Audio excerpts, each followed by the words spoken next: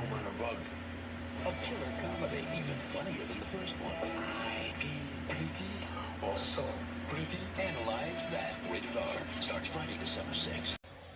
So yeah, if you were a successful comedy from Warner Brothers in the last 5 years, over the next couple of years, you're getting a sequel. Like, they ain't even telling you, do you have a script for a sequel? They were just like, come here, you were hit a couple years ago, you're coming in here and making a sequel, whether you like it or not. Because this is exactly the type of a sequel that you get when your first movie is an unexpected hit, and they ask you for a sequel, and your only choice is to just rehash what you did with the last movie, because, let me tell you something, this is the exact same movie as Analyze This. You have Robert De Niro as Paul Vitti, who's back in prison and will need some serious counseling when he gets out. Naturally, he returns to his analyst, Dr. Van Sobel, played by Billy Crystal, for help, and finds that Sobel needs some serious help himself as he has inherited the family practice, as well as an excess stock of stress.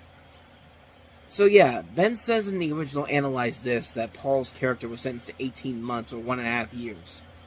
So it's now 2.5 years, and that should tell you everything you need to know about how much they did not give a crap about this movie, because, oh my god, this may be one of the worst things that Harold Ramis has ever directed, and this is a guy whose directorial career ended with Year fucking One, and Year One is a terrible movie, and this is probably well up there with that film, and you wouldn't think that on paper, but there's literally no reason to do a sequel to this movie. No reason at all.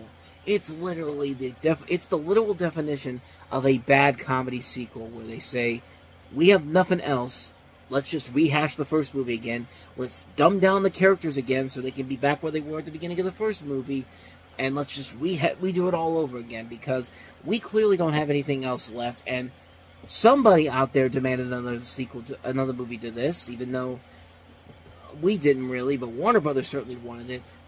We're going to get to that point where Warner Brothers has all these sequels coming out that did not become big hits and felt like unnecessary sequels to films that were either decent hits or hits where you could stop at one film and then no problems whatsoever. But nope, keep chugging them out, because, believe me, this is the first of several sequels we're going to be getting to over the next couple of years.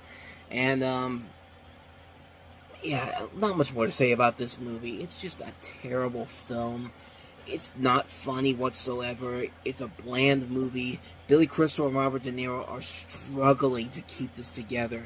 Like, it tells you something when Father's Day with Robin Williams was a better Billy Crystal movie than this, and that movie is terrible. Hell, I'd rather watch My Giant again than Analyze That. That's how bad this movie is. Like, it's nothing but a rehash. It's a lazy rehash. One of the worst comedy sequels of all time. A completely unnecessary film. Just a terrible film on so many different levels. I have nothing else more to say about this film. This is a terrible film. Analyze That. Just avoid it like the plague. So, with that said, let's go ahead and move on to our next movie, and that is Empire. All this right here is family. You know I love you, man. Your word is your bond. How much do I need to invest? $4.5 million minimum. He's a Wall Street guy. It's a different animal. This is the way we should be living. My woman deserves it. My kid deserves it. This Friday, Hey, Vic, you took the money. two worlds collide. I gotta go to war. Why don't you go back to your ghetto? Are you gonna clap? Empire, rated R. At theaters Friday. Speaking of movies that are horrible retreads, let's try to remake Scarface and Goodfellas for a new generation. And let's sell the movie on the fact that it's different from Scarface or Blood In or Blood Out or Goodfellas, because those movies weren't directed by Latinos. And since I'm the guy that's going to direct this movie, I can use that as an excuse. I'm not even kidding. That's literally the excuse this director used for this film that is literally just a knockoff of everything I just mentioned. You have John Leguizamo as a big-time drug dealer who's looking to get out of the game and sees his chance with a big deal, and a new friend who happens to be a Wall Street stockbroker. Thinking that this will be his chance to go out on top, Victor soon finds out that he's been double-crossed, and his last option is to get revenge. And, it doesn't really help your case if you're John Leguizamo to train for the part where you actually have to go hang out with drug dealers and gangsters for a few days, and they tell you how to spot surveillance vans and deal drugs. Like, that's something that he literally had to do for this particular movie, and it's just like, why did you even need to do that? I mean, it's not that hard to play a drug dealer. I mean, Al Pacino didn't have to go out that far to do that in Scarface. Like, you know, Martin Scorsese didn't have to do that with any of the people involved in Goodfellas. Tell the actors to go out and do drug deals with real drug dealers, and then we'll put it together here. But no, you didn't have to go to those extreme levels. And especially if you're a director like this guy who's never directed anything before this, and you're gonna come in and try to sell the movie because of your ethnicity. And it's just like, you still gotta make a good movie, dude. And this just is not. It's like here's the thing about this movie. So, Scarface was about 3 hours long. It's an epic movie. It's an epic movie about a drug dealer who's living the American dream. This thing is 90 minutes long, and this thing is like, it's like half a movie. It's quite literally half a movie. Like, it doesn't feel like anything about this movie is worth it, because they're just speeding along and everything. It's just like, can we get to let's get to the basics, okay? Here's this guy. Let's have him at the top of his game. Let's have him at his eventual downfall.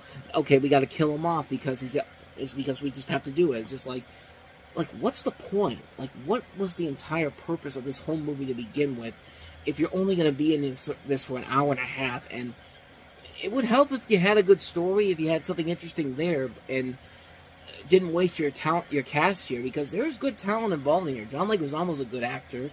You know, Peter Skarsgård, Denise Richards, Sonia Braga, Isabella Rossellini. There's good talent involved in here, but it's just not there. It's a movie that is just a lazy, put-together film. Like, someone wanted to get a movie out there as quickly as they can, and this was their effort at it. It's just like, it just didn't work. It's a terrible, terrible film. A huge disappointment considering the people involved, and just a lazy film in general. So that is Empire. So let's go ahead and boil some hot takes here, because I really don't like Equilibrium. Always practicing, Claire. I guess that's why you're the best. Maybe I'm just better.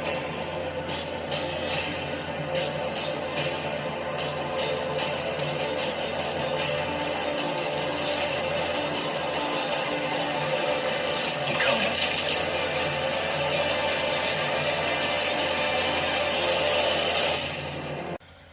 Everyone seems to like this movie. It didn't do gangbuster business at the box office, nor was it a critical success. But it did eventually go on to have a cult following, and it's safe to say that I'm not part of that cult, because I freaking hate this movie, man. You have Christian Bale as John Preston, who's an enforcement officer in the future in which feelings and artistic expression are outlawed, and a society where its citizens are forced to take psychoactive drugs to suppress emotions. After accidentally missing a dose, Preston awakens and begins to uncover the suspicious inner workings of the regime governing the totalitarian state. And that plot alone can pretty much tell you everything that is wrong with this movie. This film is so stupid in how it's presented. It's a film that is so lazy, and it's a film that a lot of science fiction films, original sci-fi films, struggle to get across their heads here. Like, you want to create something original, that's fine. You want to take inspiration from stuff like Blade Runner and stuff like Aliens, you want to do that kind of stuff, that's fine. Don't be a knockoff of all those movies together. Like, this is a film that is so lazy. I mean, just that premise alone. You miss one dose of the psychoactive drug, and then all of a sudden, your suppressed emotions are just gone. Like, you know, life doesn't really work that way, guys. Like, medicine does not really work that way. If you miss one dosage, I mean, unless it's like a severe injury or serious injury or something, serious disease or something like that, missing one dosage of this is not going to kill you in the long run here. Now, I say that, and I probably am getting my information completely wrong on this, but just in the sake of this movie, for this movie's sake, I'm saying that this whole concept of missing one dosage of this stuff, and all of a sudden you just start to have this huge awakening. It's just like that's just one of the stupidest things ever. It doesn't help that everybody else in this movie is either A, overacting their asses off, B, are obnoxious characters, C, are cliches you can see coming a mile away, or D, everyone in here is just an idiot. Everyone here is stupid. Everyone in this movie makes no sense whatsoever. Nothing about this movie makes any sense whatsoever. And, you know, the whole thing about being a sense offender, sense offender, as they call it in this movie, it doesn't make any sense when you realize that Christian Bale had a kid in this movie. So if there's no emotions, there's no feelings whatsoever, how does he have kids? How was he able to be married? Like, how is anybody supposed to do anything else in here if you don't have any feelings or any ways of expressing those feelings? It's just like, I mean, things like this need to be thought of in the writing process here, guys. And I don't know. It's just, I don't get why people love this movie. I mean, there are people that go crazy for this movie, and if you say it's a bad movie, they immediately lambast you. I mean, that's what happened with Film Brain. Matthew Buck, in one of his early film reviews, when he did an episode of Bad Movie Beatdown and talked about this movie, and it was just like, no, he's absolutely spot on what he's saying, and it's just like, yeah, every single thing he brought up is 100% true with this film, and it's just like, I mean, it doesn't help that, you know, in this world where feelings are outlawed and expressive feelings are outlawed, there's literally a scene where Taye Diggs, the new partner that Christian Bale has, is basically like, he finds out, oh, he's a sex offender. He goes to the city hall and it's just like, he's going over the top, being like, I have brought him for your justice. If this guy is feeling like the way I'm feeling, that knowing that I've just found out that this guy is accused this guy for what he's doing. It's just like, dude, hypocrite much? In fact, everybody in this movie is a freaking hypocrite. Everybody, including the main heroes, they're all hypocrites. And it's just like, there's just nothing there. There's just nothing here in this film that makes any sense whatsoever. And it's just ripping off every single sci-fi film it can get its hands on. And it's really just a terrible film. It's a horrible, horrible film. I don't get why people love this movie.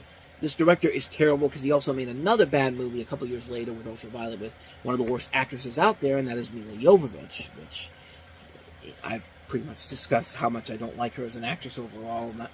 I mean, she's probably a nice person and all, but she cannot act out of a paper bag. I'm sorry, she just cannot. But, yeah, this director is also not a very good director either, so yeah, they probably should have gone with somebody else in general. So, not much more to say about this one, and I fully welcome all the criticisms I'm going to get for saying this, but I hate this movie. I hate Equilibrium so much, so let's go ahead and end this show on a positive note by taking a look at easily the best movie of the week, and that is Spike Jonze's Adaptation. Adaptation is the most critically acclaimed movie of the year, and now it's nominated for 6 Golden Globes, including Best Picture, Nicolas Cage, Meryl Streep, and Chris Cooper. Adaptation, rated R. Now playing until next city starts Friday. So this is, of course, Spike Jonze's follow-up to Being John Malkovich. It's a meta-comedy about the life of writer Charlie Kaufman. Kaufman-based adaptation of his struggles to adapt Susan Orlean's 1998 nonfiction book, The Orchid Thief, while suffering from writer's block. It includes elements adapted from the book, plus fictional elements, including Kaufman's twin brother, who's also credited as a writer in here. Both of them are played by Nicolas Cage. And a romance between Orlean and John LaRoche, played by Chris Cooper. It culminates in a completely inverted events, including versions of Orlean and LaRoche's few years after the events of The Orchid Thief. I wish I could show you the trailer for this, because it's one of the best trailers out there, featuring Freddie Mercury and David Bowie's Under Pressure, and it just shows you everything about what makes this movie so good. It's an amazing follow-up to Kaufman and Jones's Being John Malkovich. Nicolas Cage with 2 of probably his strongest performances as an actor. I like Leaving Las Vegas a lot, but this is probably a close second for one of my favorite Nicolas Cage movies. I mean, he plays the dual role of the twin brothers very well. You can definitely distance with the difference between the two of them, even though they are twin brothers in this. And you just have a great cast in general here. Meryl Streep, Chris Cooper, Judy Greer, Brian Cox, Tilda Swinton, Ron Livingston, Maggie Gyllenhaal.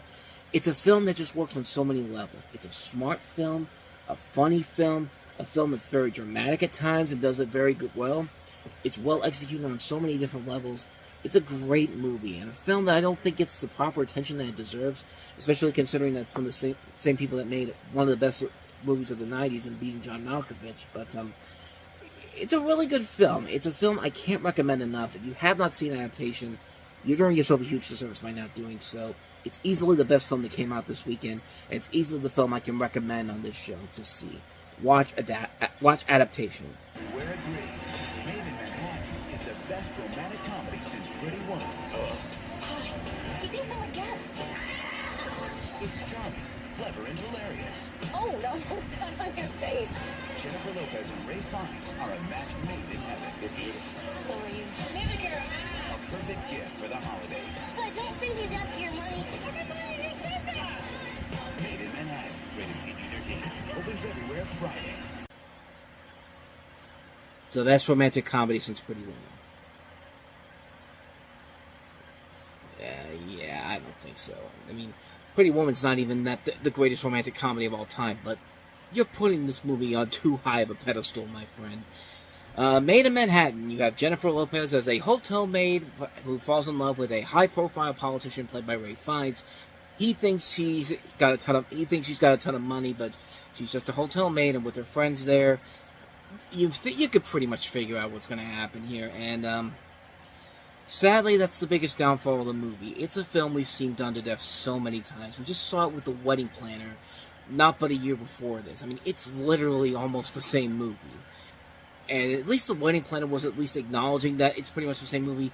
This one's not even trying to hide it. And what's the worst thing about this movie is the people behind the scenes. You have Wayne Wang, who did The Joy Luck Club, a really good director overall. The writer of this is Kevin Wade, who's written a ton of stuff before. Stuff that actually has been really good. Working Girl was a great movie. He wrote True Colors. He wrote Mr. Baseball. He wrote Meet Joe Black Jr. These films that are nothing like this film whatsoever. I don't know how he got his hand on this film in particular, because this does not feel like something that he would have written if you've seen his work beforehand. And Edmond Dantes, which is a name that you don't usually associate with modern films. This is, of course, the name of the Count of Monte Cristo, but this is actually the pseudonym of one John Hughes. So yeah, John Hughes had a hand in writing the script for this. And you think with a movie written by John Hughes, there would be something at least more to it than whatever the hell they were trying to do here. But nope, it's pretty much what you think it is. And then again, John Hughes uses that pseudonym when his name on his name, assuming on his name on a project that he does not like. Although he used the same name for Beethoven, which I don't know. Beethoven was kind of fun, but using it on this and using it on Joe Bit Taylor, that should pretty much tell you everything you need to know. These are the last two films he did before he died too. Made in Manhattan and Joe Bit Taylor. Just think about that. The guy who revolutionized the comedy in the teen comedy in the 1980s, his career has resulted to this. It's basically the same movie as The Wedding Planner, and it doesn't even hide it. But maybe you can get away with it. I mean, you've got Ray Fiennes and Jennifer Lopez. They're very good actors. Too bad they don't show any chemistry in here. I mean, they really do not have good chemistry in this whatsoever.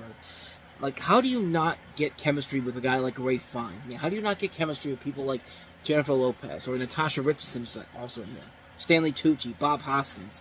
A really good cast in general all throughout this film. I mean, but it just falls into territory that we've seen done over and over and over again. And it's not even enjoyable. Like, this is a film that really fails to take it off quickly. And, you know, it's a film that, it's kind of like Sweet Home Alabama. It's that movie that you always see play on TV every once in a while. Everyone thinks of it as this movie that, you know, it was a hit when it came out, so that must mean it's something that we have to show on TV numerous times. And then you realize when you watch the film, no, this isn't a good movie. At least Sweet Home Alabama, I get why that film has an audience appeal to it, but even then, I still don't think that movie is good. I mean, we've seen movies that are much better than that film, that are so much more enjoyable, that hardly get any playtime, but that one shows up every couple of months on TV, as does this movie here. I mean, it's such a mediocre film. It's not even that it's a bad movie, it's just a lazy film, because it's every single cliche you've seen in rom-coms like this, and it's not clever by any means necessary. It's not funny. It's a waste of good talent. The chemistry is not there. It's just a terrible, terrible film. I mean, this is a film that's just, I don't get it. I don't think the movie really is that good. I think it's just a massive misfire on so many levels. I really don't have anything else to say about this one. Made in Manhattan, not a very good film. And that leads us into our next movie, which is the shocker of all shockers, that Made in Manhattan beat this movie that would have easily been the #1 movie. But it's the first time in a long time that people said no to Star Trek. Here's Star Trek Nemesis. For every force in the universe, there is an opposite. For every good, evil, You're dangerous. I must deactivate you. and the only way to stop it is to face it. It's the past. Destiny has consequences. He's going off to Earth. Kill everything on that ship. Star Trek Nemesis, rated PG-13. Don't fear. Starts Friday, December 13th. So yeah, this was kind of a big deal that this movie crashed and burned at the box office. I mean, Star Trek films usually do very well in November and December, as the last couple of films have shown. They were decent hits overall, and this film in particular was kind of Star Trek's big waking point, kind of like what Treasure Planet was. The realization that Star Trek isn't forever, and unless you do something different or something that completely rejuvenates the series, you're going to lose out big time, as this film is the case here. This is the fourth and last film to feature the Next Generation team, and you have the story here where the crew of the USS Enterprise E are forced to deal with a threat to the United Federation of Planets featuring a Reman clone of Captain Picard named Shinzone, who has taken control of Romulan Star Empire in a coup d'etat. And this thing had its ramifications for doing badly at the box office. It basically led to the end of Star Trek Enterprise, which was the show that was on UPN at the time. They had actually begun plans for a new Star Trek series with a different cast in general, but that eventually shut down. And eventually Viacom would split up with CBS and Paramount, eventually leading to the inevitable reboot that came out a couple years later with J.J. Abrams at the helm. Yeah, Star Trek Nemesis is the one that many people consider Star Trek reaching its low point. I mean, it was at the point where after over 35 years, Star Trek was finally starting to lose its muster. You know, Enterprise wasn't the big hit that they were hoping for. It was still a success for UPN, but they were expecting a lot more for that. They were expecting that to be the thing that was going to push UPN to the next level. That was supposed to be their moment, where their American Idol, but where it kind of took off on its own, where American Idol became the massive hit for Fox at the same year. Enterprise was supposed to be the same thing, but it just never made it up to that point. And Nemesis was just another sign that it was basically time to change some things up here. So that probably means that Nemesis was a really bad movie, right? And honestly, it kind of isn't. I mean, yeah, it has a lot of bad things to it, but unlike Insurrection, there's more interesting things going on in this movie than there was in Insurrection. Insurrection was just a boring film in general, and people still bought it, but they didn't buy this film in particular. I like the idea of Picard going up against his younger self. His younger self was played by Tom Hardy in one of his first film roles here in the U.S., and I like the conflicts that it creates. The acting is there. It's a million times better than it was in Resurrection. I mean, yeah, I'm going to keep bringing up Insurrection because it's a terrible effing movie. The visual effects in here, they're very impressive. You know, the shot where the Enterprise crashes into the other ship is probably one of the most epic and fantastic shots that you're going to get to see in a Star Trek film. But other than that, yeah, I can't argue that the film is a good movie. It's not. It's mostly kind of mediocre. The action sequences aren't quite as strong as the visuals are. They do try to up the ante a little bit on the action, but a lot of them start off really looking good, but then kind of just fall apart at the end. Even you could tell that the cast of this movie felt like they didn't want to be a part of this. The chemistry was just not there than it usually was. It wasn't as strong as it was before, as it was in the other films, but then again, that might be because of who directed this, but we'll delve into that in just a second here. Even the story, which has a lot of things going on that I liked, that I thought was kind of interesting, they really weren't that new or creative. It's the good guy against the bad guy again. And once again, we have sort of some of the conflict with Data because it's Data. It's Tuesday. Of course, it's going to be something going on with Data in this. Then again, Brent Spiner is also one of the people who made the story for this. The biggest flaw of the film really comes down to the direction of the film.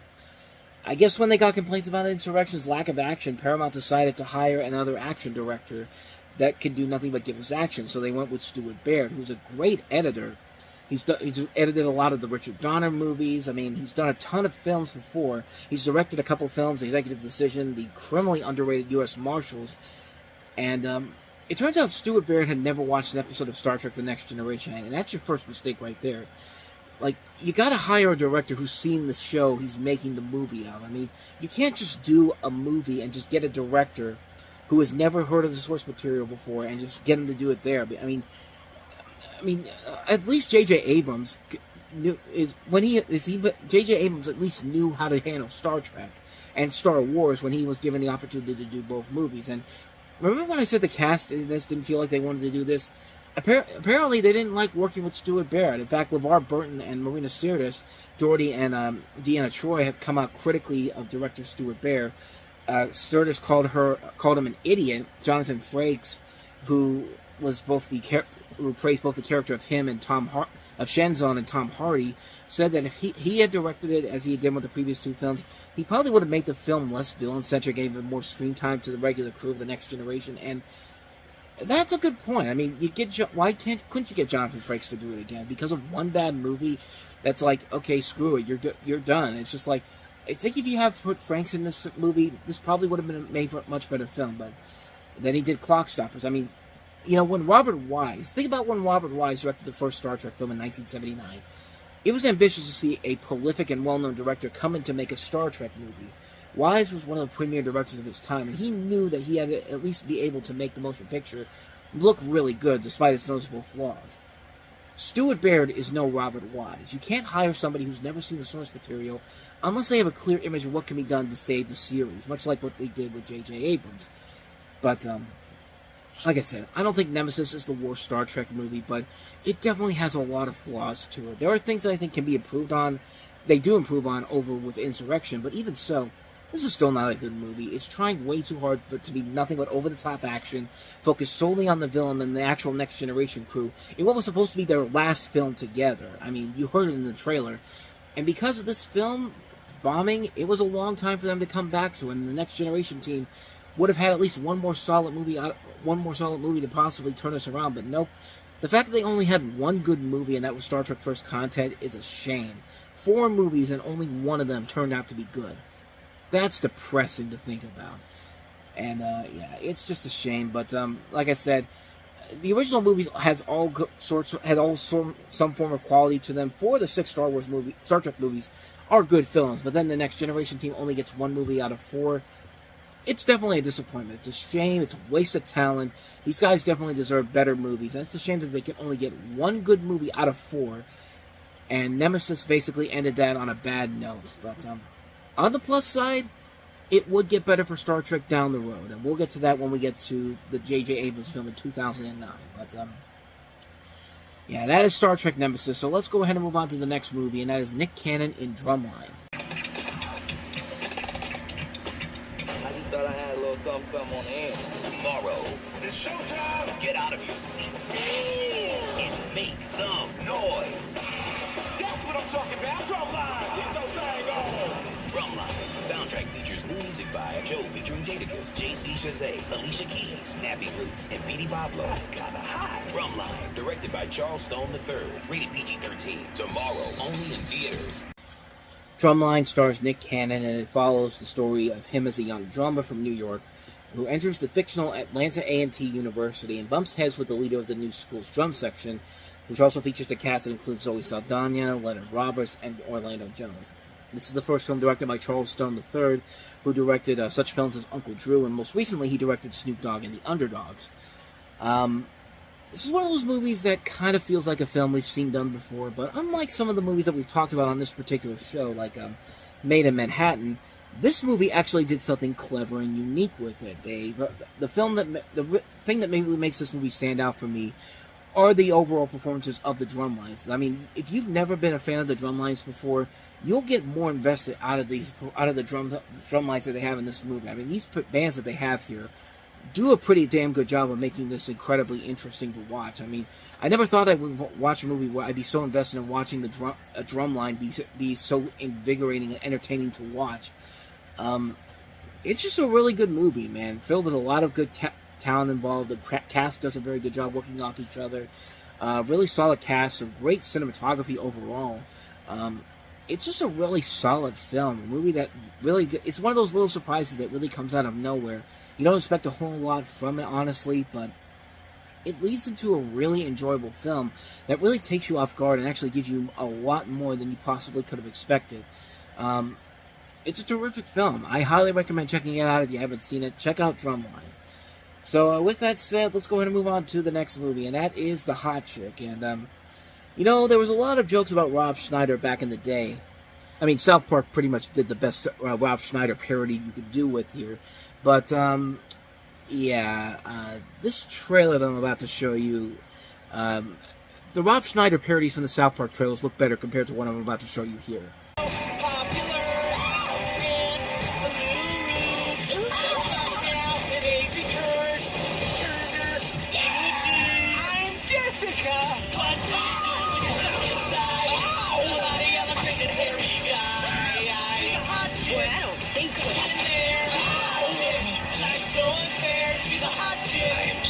Lesbian right now. Rob Schneider is the hot chick. Rated PG-13. Oh my god, that was horrible. Oh, that was bad. Now keep in mind, that's what they sold people the movie on. The parody from South Park was more dignified, and that was meant to be a joke. What I just showed you was for real. So, do I really need to tell you more about this movie? Really? Do I have to keep going? Okay, you have Rachel McAdams in her film debut as this mean-spirited cheerleader who switches bodies with an incompetent criminal played by Rob Schneider. When Jessica discovers the switch was caused by a pair of enchanted earrings she had stolen, one of which accidentally ends up in Clive's possession, she enlists the help of her friends to get the earrings back together before the switch becomes permanent. Yeah, this is a bad movie. I mean, really, I could just end it right there, but no, screw it. I'm gonna end it right there because really, like, you wouldn't believe that this comes from the same guy that did writing for The Simpsons, that did writing for The Critic, but he wrote and directed this movie. Tom Brady, not the Tom Brady. No. This is a different Tom Brady, but this guy that went from The Simpsons and The Critic made this film. Are you happy with your life choices, dude? Are you happy that you said yes to this? Are you happy out there in America for making this the success that it was? Because it was a big success. It was a success when it came out. It was about as successful as Deuce Bigalow Male Gigolo was 3 years prior. And, God, this movie is so stupid.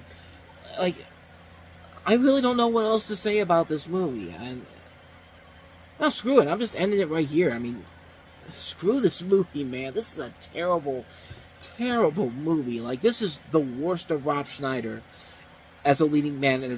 I mean, it's amazing how low he sunk for a film like this. It's amazing how everybody sunk for this movie. I mean, this is a film that is so lazy, so uninspired, so unfunny, and just devoid of all the talent that they have involved in here. Okay, I'm going to seriously stop right now because, like, I've said it, 3 times now, I'm going to stop, but I've got nothing else to say about this movie. This is a fucking terrible movie, man. Fuck this movie. Avoid it like the plague. Let's go ahead and end the show on a much better note, shall we? Let's talk about a good film, a good comedy with Jack Nicholson and Kathy Bates, and that is About Schmidt. Can't we just enjoy our food? About Schmidt has been nominated for 5 Golden Globes, including Best Actor Jack Nicholson. I thought you might want these back. Let's talk about this. Best Supporting Actress Kathy Bates. People used to raise their eyebrows because I breastfed him until he was almost 5, and I say, well, you just look at the results. And Best Picture. A divorcee and a widower sounds like a perfect match to me. About Schmidt, rated R, now playing nationwide. Jack Nicholson plays Warren Schmidt, who's led a safe, predictable life working in the insurance industry in Omaha, Nebraska for many years, yet now faces retirement. At the same time, he's forced to take a hard look at his life, and his relationships with his estranged daughter. An often hilarious series of events follows as Schmidt embarks on an unpredictable RV journey to attend his daughter's wedding in Denver, Colorado.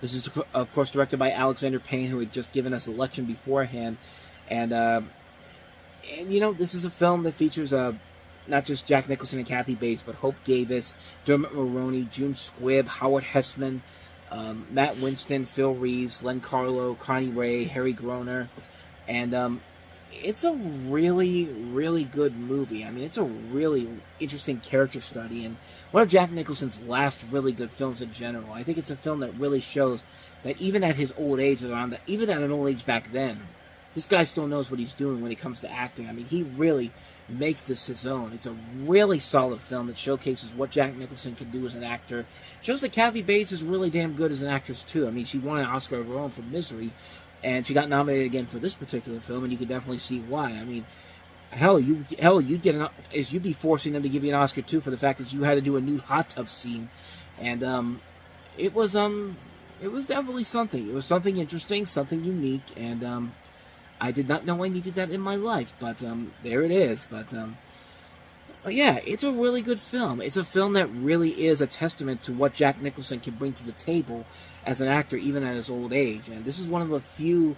This is coming towards the end of his career where he wasn't making as many movies as he used to, but at least he was picking films that were at least smarter and much more enjoyable than some of the films he was making beforehand. Like The Pledge was a bad movie that he made. I mean, there's a couple other films in particular I could bring up here, but this is definitely one that is well worth a watch. And if I'm not mistaken, might be the best thing that we have this particular weekend. In fact, it might be the best movie that I think I've seen on this weekend's list here. So yeah, that's the one I would pick if you're looking for if you're just picking for movies from a specific week or so. See about Schmidt. I mean, if you like Alexander Payne's work, you're definitely going to find a lot of value in this particular film. How many? 10,000 strong at least. Let them come. Our end time is over. Let them go. It's the ring. Bruno! It's taking over here.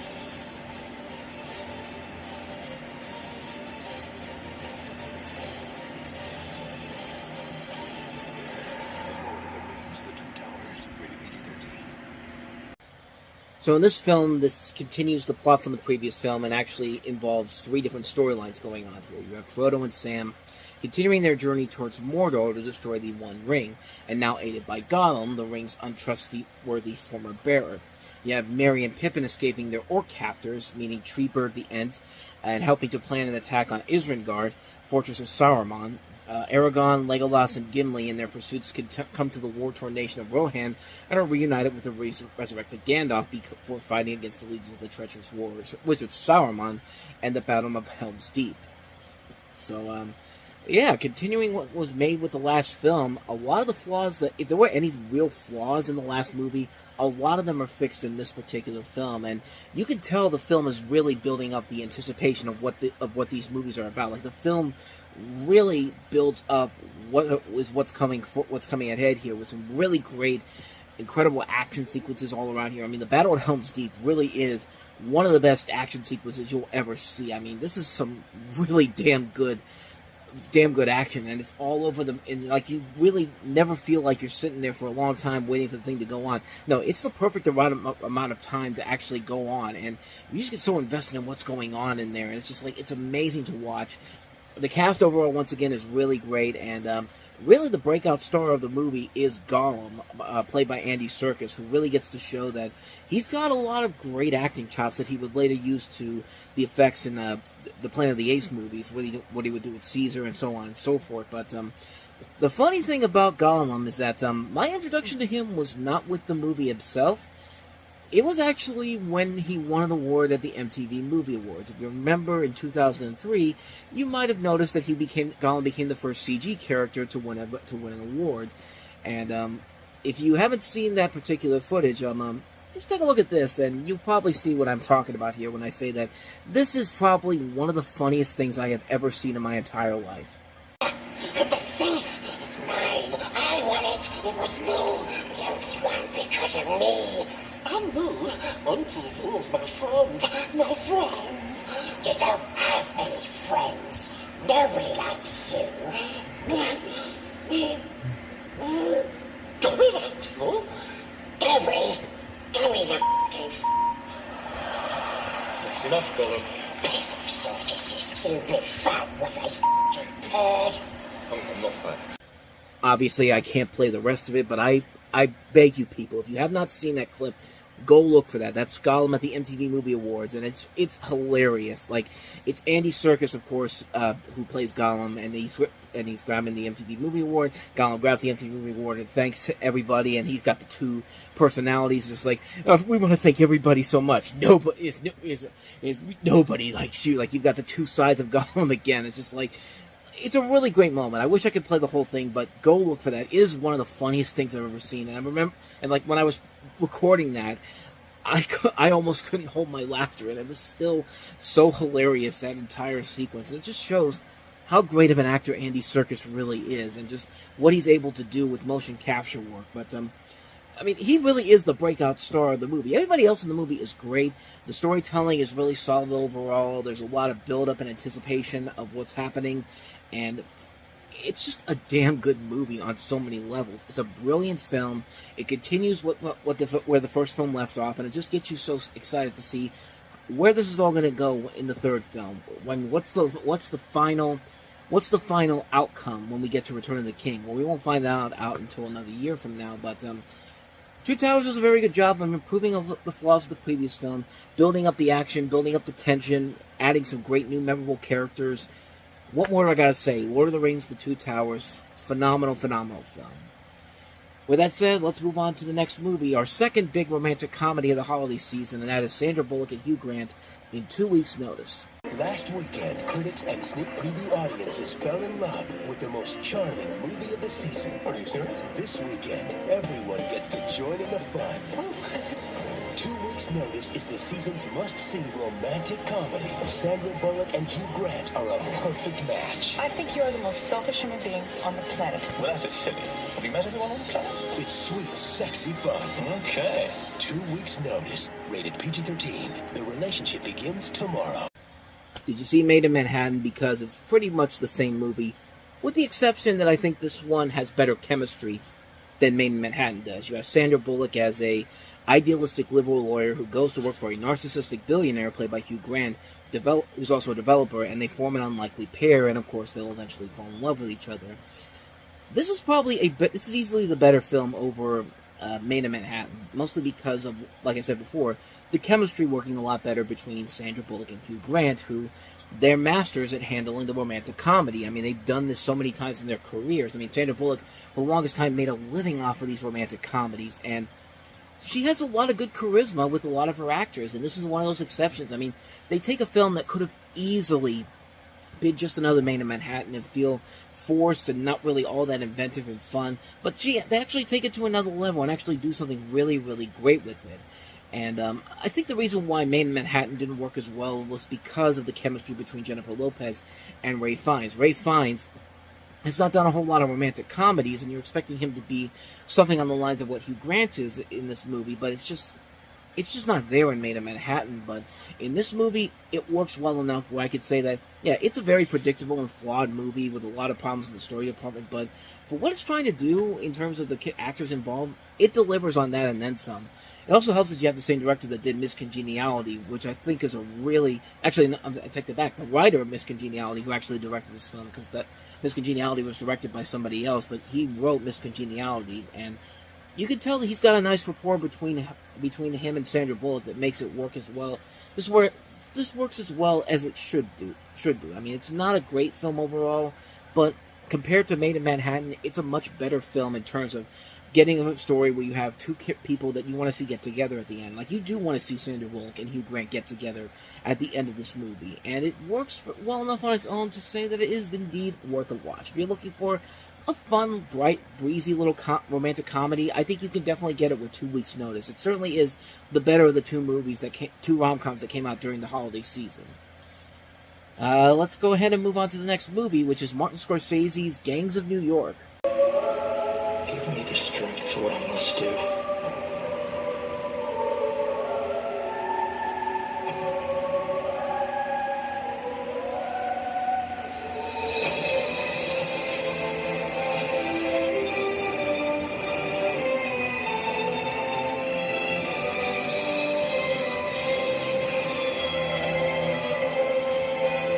Gangs of New York. Rated R in theaters Friday.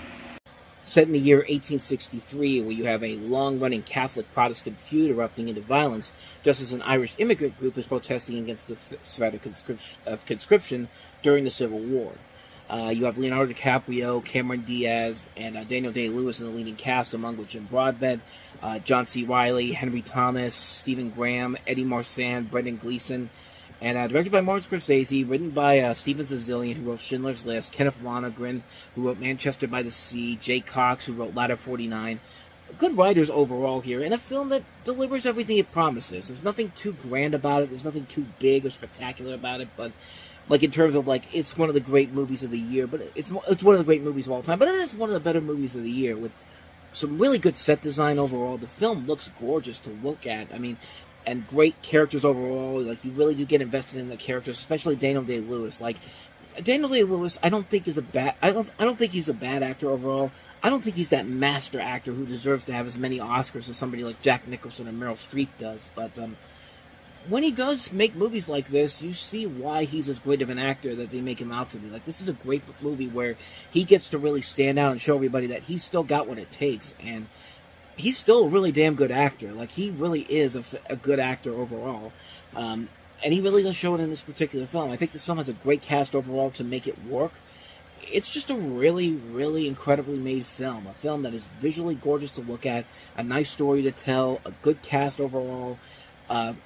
It's just a really, really good film. Definitely one of Martin Scorsese's more underrated films, in my opinion. So we're going to go ahead now and move on to our next movie, which is another animated series blown up for the big screen. This is The Wild Thornberrys movie.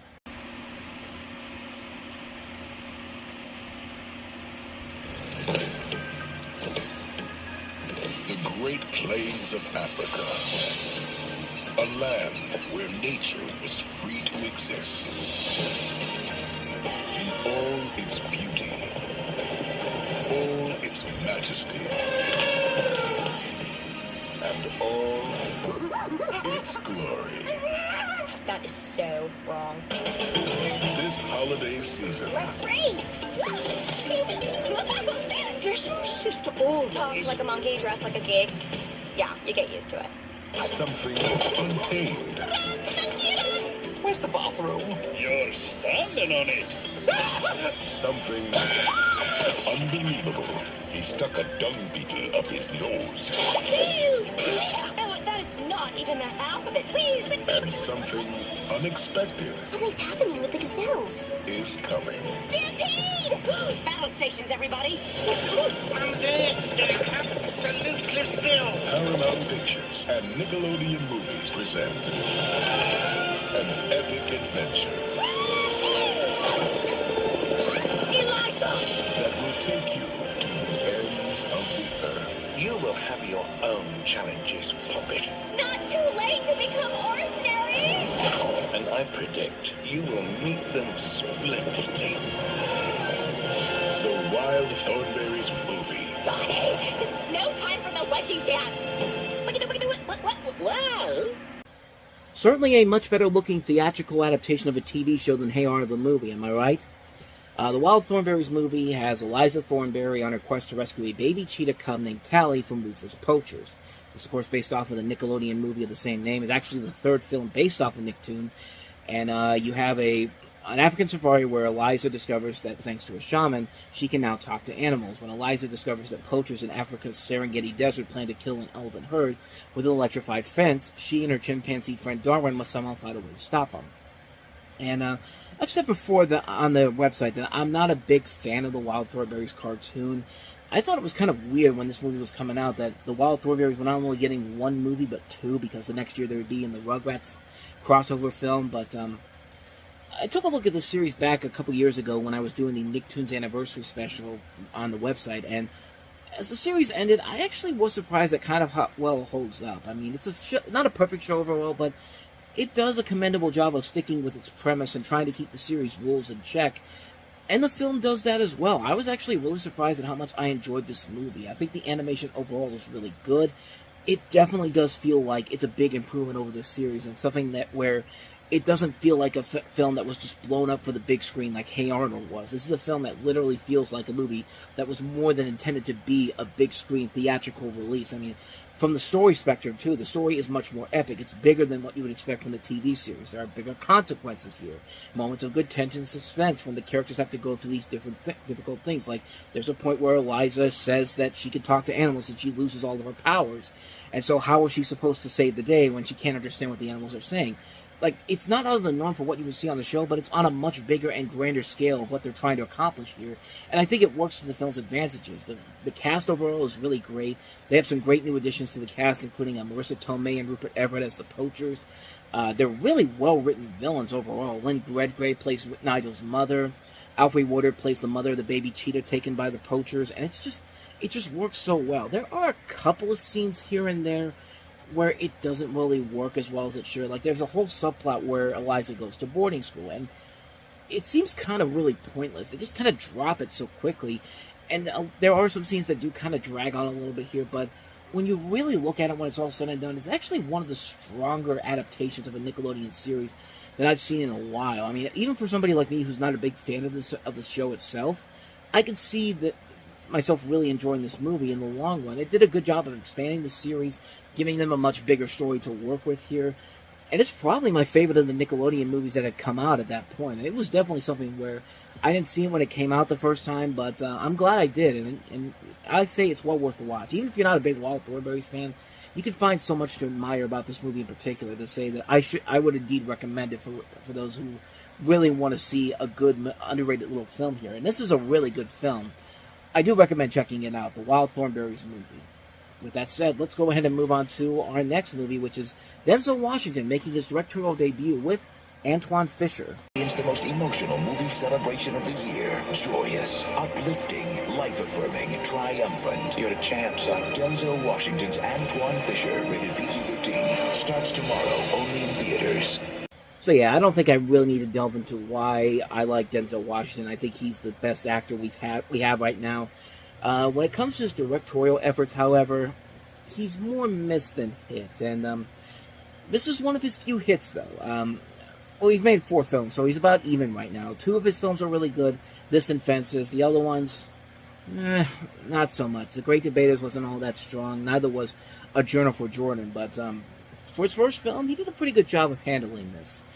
This film is inspired by the true story of the real Antoine Fisher, who was credited as the screenwriter for this. It's based off his autobiographical book, Finding Fish.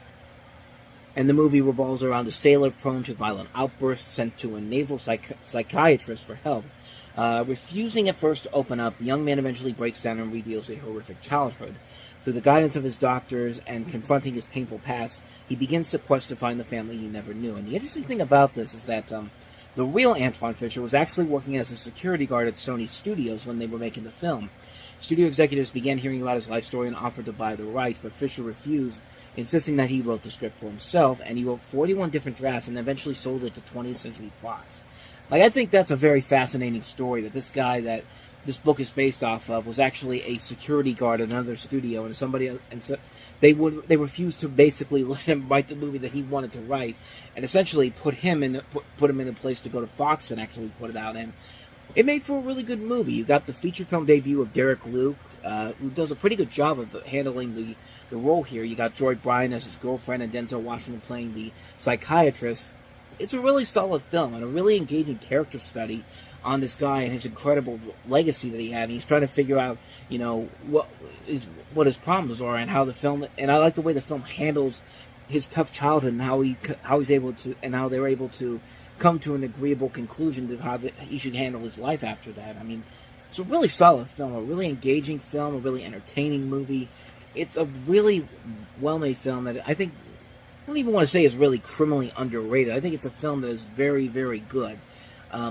Like I said, it's definitely one of Denzel Washington's 2 best films as a director. The other one, of course, being Fences, which I think is probably his greatest achievement overall. But for a directorial debut, this definitely works out well, very well. And I can't recommend this one enough. Antoine Fisher, brilliant, brilliant film. I really enjoy it. So let's go ahead and move on to our next movie, which is Spike Lee's latest film, and that is 25th Hour.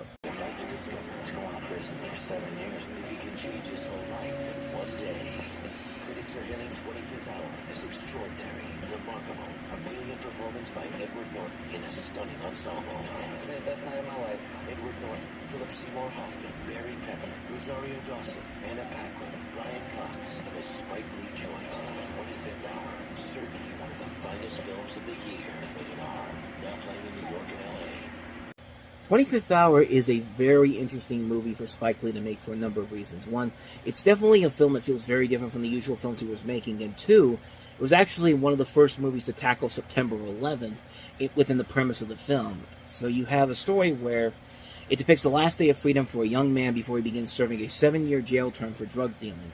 Prowling through the city until dawn with his 2 close male friends and his girlfriend, he's forced to re-examine his life and examine how he got himself into his predicament, which leads to a shocking, disturbing finale. And like I said, this was kind of stuck in the middle of Lee's one of Lee's mass streaks of movies, where you had some films that weren't that great, definitely were very not as strong compared to some of his other works, and this might very well be one of his more underrated films as a filmmaker. It's a fantastic film that I don't think gets enough attention as Lee's other works does, but it has grown a big following over the years, and it's a film that I think really should get the attention that it deserves. You got Edward Norton giving a brilliant, fantastic performance, where the cast includes Philip Seymour Hoffman, Barry Pepper, Rosario Dawson, Anna Paquin, Brian Cox.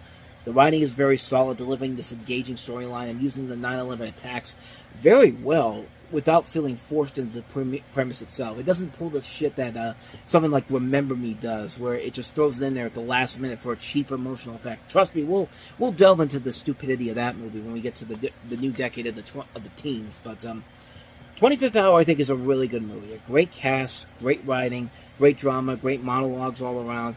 It's definitely one of Spike Lee's most underrated movies, and definitely one of his best movies by a long shot that, sadly, I don't think a lot of people really know about, but they should definitely check it out. But, like I said, the movie has continued to grow and gain attention over the years, and I hope it continues to do so, because it definitely deserves to do that.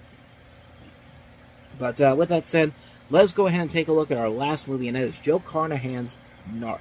I'm gonna bag the guys that killed Mike, but that means breaking every point of procedure, then they're broke.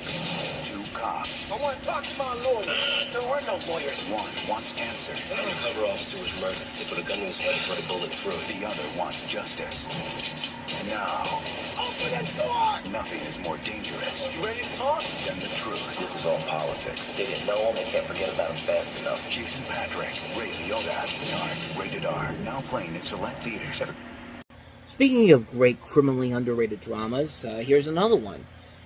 You have Jason Patrick and Ray Liotta starring in the film. Ray Liotta also co-produced. And one thing I always remember about this movie was this thing had like 12 different producers, either producers or executive producers on here. I just remember the poster and looking at the credits, and there was just like almost over 10 different people producing the film. It's just like, how many producers can you have on one movie? But the story of this movie revolves around the efforts of the 2 police detectives, played by the actors I just mentioned, in search of the murderer of an undercover police officer. And as they investigate, they engage in unethical behavior and uncover dark secrets that will challenge their fragile relationship. Joe Carnahan actually sold this movie as an NYPD Blue-style storyline. I mean, he literally said, this is an NYPD Blue episode, no one cares about the cop genre anymore. And that was basically what he said after the script really didn't gain a lot of traction. And it was pitched as a raw cop drama in the tradition of 70s films like Sidney Lumet and William Friedkin. And Ray Liotta actually was able to pick this up and knew that there was something there to it. And lo and behold, it's a really damn good movie. It's a film that shows no mercy. It's a film that really shows what this director is capable of doing, as he would go on to direct films like Smoking Aces, The A-Team, and The Grey later on afterwards. But this is a really damn good movie. It's a film that really is not afraid to take chances and actually does more that you would expect from a movie of this type coming out around this time period. I mean, it is a gritty cop drama that is not afraid to show the bad side, the good and bad sides of being a police officer, and I think it works very well to the film's advantage. It has a great cast, a great story to tell. It's visually pleasing to look at. It's a film that really is intense and chilling. It does not pull any punches, and just gives you the cold, hard truth about reality in this. And I think it works really, really well. It's a pretty damn good movie that doesn't get the proper respect it deserves, but it definitely is a film that deserves to be seen by a lot of people, and I do recommend it. Check out Narc if you can find it. You see these people staring. They keep peeking over their shoulders, wondering, where are you going tonight? Where are you going, Frank? Don't tell me not to fly, I've simply got to. If someone takes a spill, it's me and not you. Don't bring around a cloud of terrain on my parade. Sir, we're gonna let him get away. No call. You let him get away. Nobody had a better radar. Merry Christmas parade. I'm getting close, huh? You'll go to prison. You're gonna have to catch me. Catch Me If You Can is the biographical crime film based off the life of Frank Abagnale, who, before his 19th birthday, successfully performed cons worth millions of dollars by posing as a Pan Am pilot, a Georgia doctor, and a Louisiana parish prosecutor. His primary crime was check fraud. He became so experienced that the FBI eventually turned him in for help in catching other check forgers. And you have Leonardo DiCaprio playing Frank in this, and Tom Hanks as the FBI agent, and you have Christopher Walken, Martin Sheen, Amy Adams. You see Elizabeth Banks in the trailer for this movie. And for the first time since 1993, Steven Spielberg had 2 movies come out in the same year that were really good, really damn good movies. There was that stretch where there would be times when he made 2 movies and one of them was good and then the other one was not so good, like 89 is a perfect example. Indiana Jones and the Last Crusade came out, and then Always came out, which Last Crusade was great, Always not so much. And then there was 1997, where he just had 2 films that really weren't the best overall, Lost World, Jurassic Park, and then Amistad. And here he has Road to Perdition and then this movie, and I'd say that's a pretty good year for him in general. And it's honestly one of Spielberg's best movies. I mean, it combines the great acting of Leonardo DiCaprio, who in 2002 really was showing everybody that he wasn't just that Titanic kid anymore. This kid can act. I mean, if anybody thought that Titanic was going to be a one-time thing for him, he was going to kind of go away, 2002, I think, was the big year that showed everybody that this guy has a lot of potential going forward, which we would see later on down the road, because you have this movie and then you had Gangs of New York last week.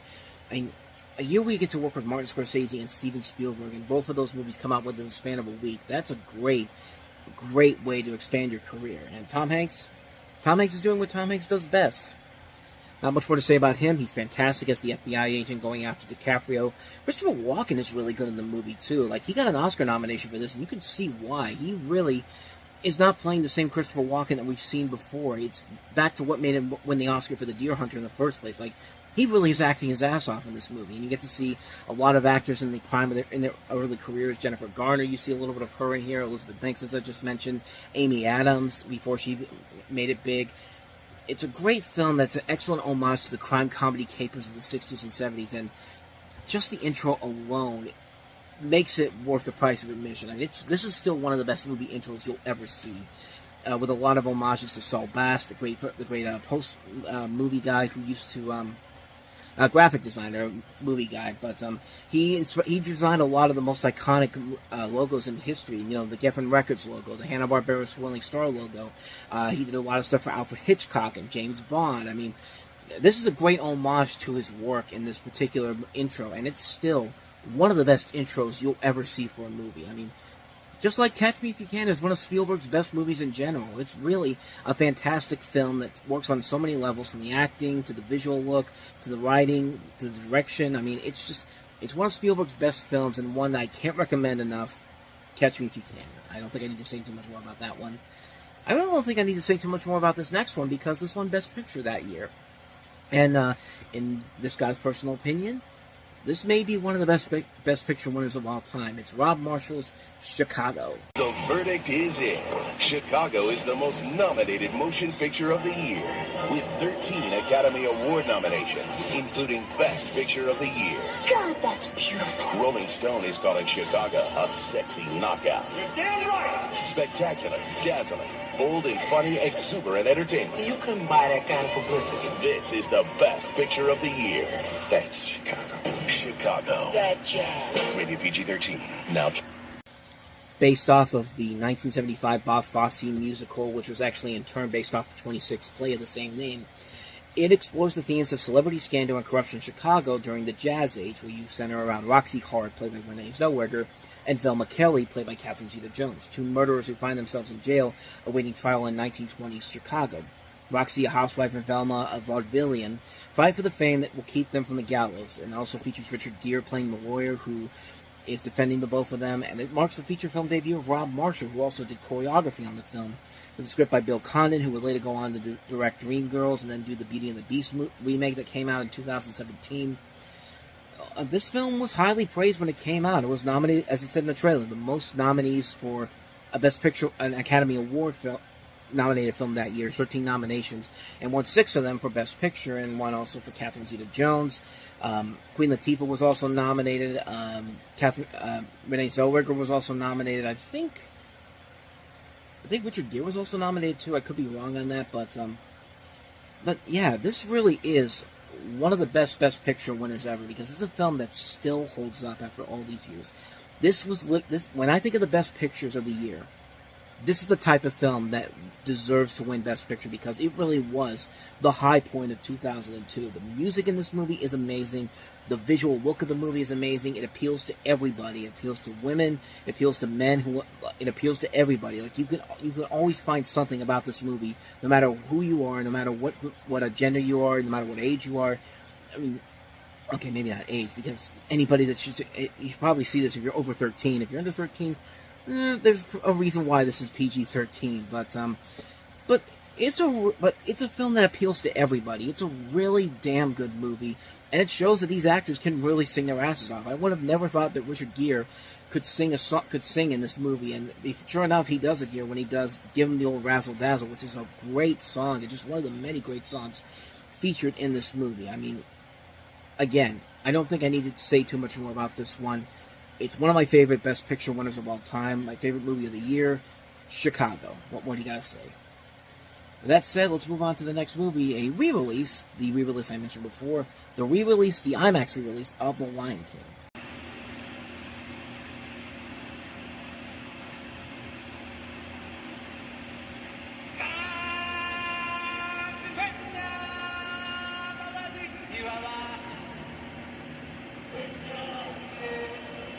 On December 25th, coming exclusively to IMAX theaters and large format cinemas. Remember who you are. Simba! You're so weird. You have no idea. What's going on here? It means no worries for the rest of your days. See it, kids.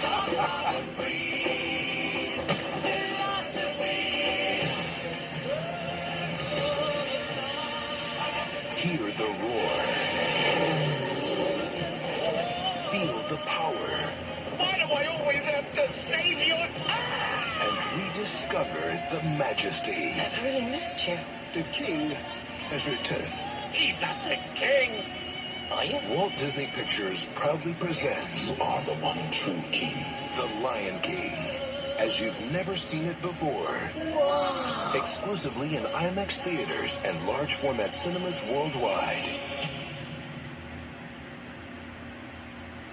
Yeah, sorry for the suck-ass quality of that particular trailer, the video there, but unfortunately, that was the only version where I could actually hear what was going on, because when I saw there was two other versions of this trailer online, and each one of them had the volume so low that I could barely hear it, and I could have just copied it from the download that I usually use and just used the volume thing on there, but I don't think that would have made much of a difference overall, so that's why I just went with that one there. So yeah, unfortunately, that's the best version I could find.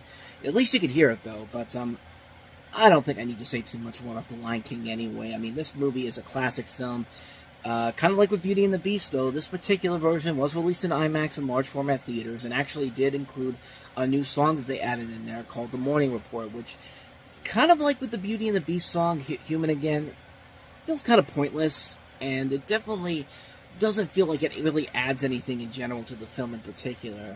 I mean, they couldn't even get Rowan Atkinson to come back and sing the song for the movie. I mean, it's just, this one feels more unnecessary than the Beauty and the Beast song did, because at least the Beauty and the Beast song had a purpose to it, but this song, The Morning Report, was just kind of like, yeah, there's no reason to put this back into the movie, but I mean, still, you get a chance to see this grand epic Disney film on a big IMAX screen. This is a film that would have been perfect for the IMAX experience. I mean, yeah, you have that little gap in there with The Morning Report, which feels pointless, but you know what?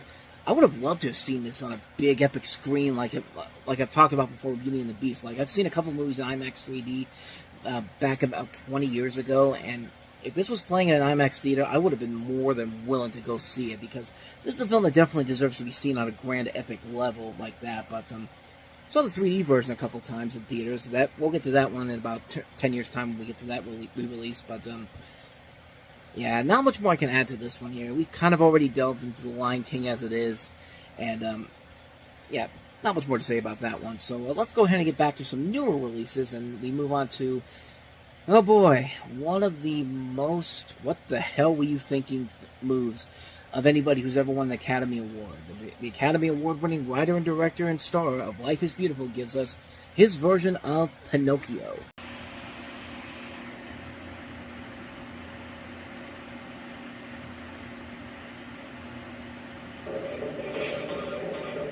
This is the log that became the puppet who stole the show, tickled the giant, charmed a fairy, told a lie, turned into a donkey, saved his dad, and became a legend. Oh boy. This Christmas, one of the most beloved characters of all time, are you talking to me? Is coming to theaters as you've never seen him before. This is gonna be good. We could tell you it's no big deal, but we'd be lying. I've never seen anything like it. Roberto Benigni is Pinocchio. All of a sudden, the Jonathan Taylor Thomas version from 1996 ain't looking too bad right now. Well, then again, most Pinocchio adaptations since this has come out have not been that great. I mean, Disney even couldn't make it right with the live-action version they did with Robert Zemeckis. But we'll get to the other version of this by Benigni in just a second here. But this is the film that literally killed his career for a little bit. I mean, this was a movie that did well in Italy, and they brought it to America, and they really butchered this film. I mean, not to say the Italian version was received any better. I mean, it got mixed reviews at best. I mean, it was a film that most people said was trying to... You could tell what Benigni was trying to do with it, trying to be something in the spirit of Federico Fellini films, which I could definitely see that, since I've seen a couple of Fellini films, and I think, All About Eve is one of the best ones, easily, and also 9.5. But yeah, when this came to America, the good old... now I'm completely forgetting who does the dubs for Miramax.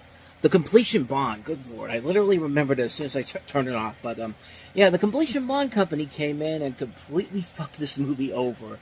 And boy, did they ever, because the actors they got in here, they had to get big names in here. They had to get people like, Breckin Meyer, who was coming off of Road Trip and was on King of the Hill, Glenn Close, Eric Idle, John Cleese, Kevin James, Eddie Griffin, Cheech Marin, Topher Grace, Queen Latifah, Regis Philbin, James Belushi, Matthew Libertique. I mean, so many of these actors, when you're trying to dub this and you have an actor like Roberto Benigni, when I hear Roberto Benigni's voice, I should not be hearing the voice of Joseph Gribble from King of the Hill. Like that.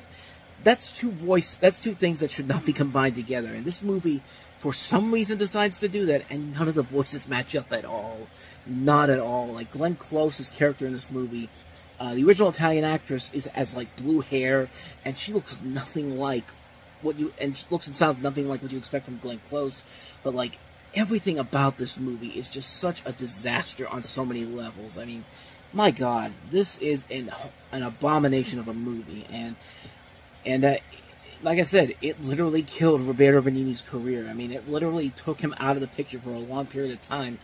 Then almost 20 years later, Benigni got a second chance to actually turn it around and actually make it work again, and it kind of did. I mean, it was not a great film per se, but compared to what he had done with the first film, it's just like, this film at least knew the second film at least knew exactly what it needs to do to be somewhat entertaining, and it worked out in the film's favor because it got better reviews. It was well received by most people. It did well at the box office, and it was a film that largely did a lot better than anything that this abomination did. And it's kind of hard not to see why, because once you watch it, you really will see why Roberto Benigni was just like, even he probably was just like, okay, maybe it's time for me to get the hell out of here. I mean, I already made a fool of myself with Life is Beautiful at the Oscars. I mean, that was more dignified than what he did in this movie. I mean, this is unbelievably bad. Just, yeah, avoid this one like the plague if you can. So, let's go ahead and get back to some good movies, some Oscar-winning films. We have Nicole Kidman in her Oscar-winning performance in The Hours. To look life in the face.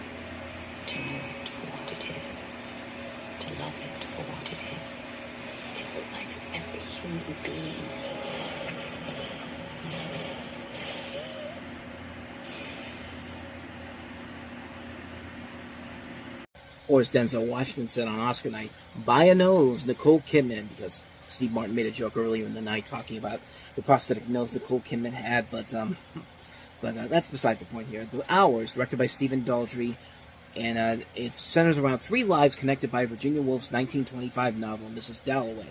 In 2001, Clarissa Vaughn, played by Meryl Streep, a New Yorker, prepares for an awards party for her age-stricken longtime friend and poet, Richard, played by Ed Harris.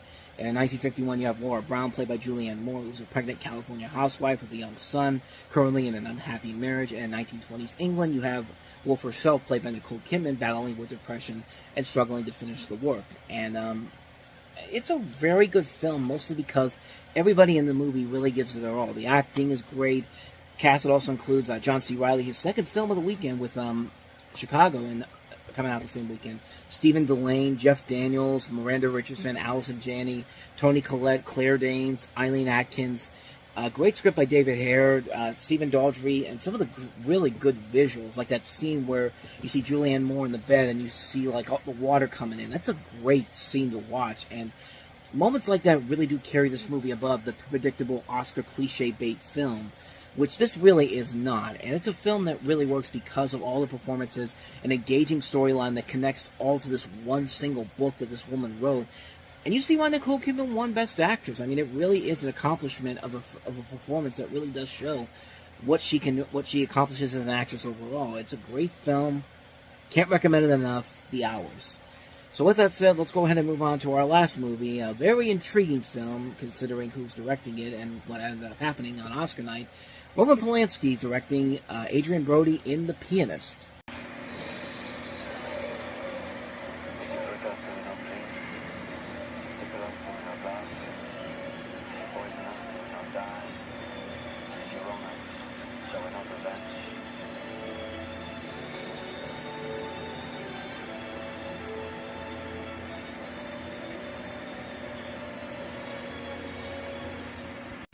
Based off the autobiography The Pianist, the extraordinary true story of a one-man survival in Warsaw in 1939 to 1945, Ladislaw Splizman, I think I'm pronouncing that right. If I'm not, I'm sorry, is a Polish Jewish radio station pianist played by Adrian Brody, and he sees Warsaw change gradually as World War II begins. He's forced into the Warsaw ghetto, but is later separated from his family during Operation Reinhardt. From the time until the concentration camp prisoners are released, he hides in various locations among the ruins of Warsaw. As far as the performance itself goes, Adrian Brody really does give it his all, and you can see why he won Best Actor in here. He really is the best thing about the film in general, and the film itself really is a good movie. It's probably one of Roman Polanski's best films in a long, long time. I mean, it's a film that shows that, yeah, I mean, he's got a lot of things that we should talk about that are very, very unfortunate about him, but at the same time, this dude can still direct, and this is a guy that still can really make some great films, and this is a film that really is a towering achievement to the master craftsman of what this guy can really do. I mean, this is a film that really deserved the awards that it got. It deserved an Oscar for Adrian Brody for acting, and for Roman Polanski as a director. But I want you to take a look at what happened on Oscar night, because don't worry about the fact that Roman Polanski won Best Director. That was kind of well-deserved, and he had never won before. But I want you to take a look at everybody in the audience, and I want you to notice something. Those motherfuckers are standing up and applauding for a guy who clearly did something that he should not have done and escaped from America to avoid being become a prisoner because of it, which didn't last for too much longer after this. I think after Rush Hour 3 was when they got him, but to stand up and applaud like that, moments like that is where you really question the Academy Awards and how they look at controversies like that. I mean, there was that talk when Will Smith slapped Chris Rock that, you know, Will Smith should have his Oscar removed because of what he did. He could have killed Chris Rock, which, first of all, no, he couldn't. You guys blew that completely out of proportions and tried to make it about yourself, but that's not the point. Excuse me. But that's the thing is when that was happening, and they were talking about maybe taking his Will Smith's Oscar away, I thought to myself, well, you know what? If you're going to do that, go ahead and take Roman Polanski's Oscar away too. Take all the Oscars away from Harvey Weinstein. You know, yeah, they were not involved with what they were doing, what they got arrested for before that. Then, so why should it's just like none of that made any sense whatsoever. Why Will Smith needed to have his Oscar taken away from him, but Roman Polanski and Harvey Weinstein could still have their Oscars. I mean, it doesn't make any sense, and it's a stupid conversation to even have. But at the same time, those same people that were making such a big deal about Will Smith almost killing Chris Rock, just remember most of those people that are saying that stood up for Roman Polanski when he won Best Director. I mean, that is and look, he deserved to win Best Director. I know he hadn't won an Oscar before this, but at the same time, to stand up for the director like that, it's really a double-edged sword when you think about it. Because, like I said, it was his first time winning an Oscar. Everyone was hoping he'd get it one day, and you do it. So you've done it for so, you direct this for so long, and then you finally get that moment. Yeah, you stand up and applaud for it. But at the same time, they all applauded for this guy after it was clear that he did things that he shouldn't have done, and was obviously fleeing the country because he did those things. And just like I said, it's a double-edged sword. But that's something that I feel more mad about the people who stood up and applauded for him more than I do about Roman Polanski himself, because he deserved to get an Oscar for directing. I think he did a really damn good job with this movie. But yeah, it's really hard not to look at that and think back to that night when everybody stood up and applauded for that dude after everything that he'd done, and it felt really unnecessary to do that. And then 20 years later to almost have the conversation of having Will Smith force that Oscar away from him because of what he did. I mean, like, I know I'm going off topic here, but that's just something that kind of bugged me for the longest time, especially when that happened a couple years ago. But with that said, though, The Pianist is a really good movie. It's Roman Polanski's best movie in general. It's a terrific film, and I can't recommend it enough. I highly recommend it. Pianist, fantastic film.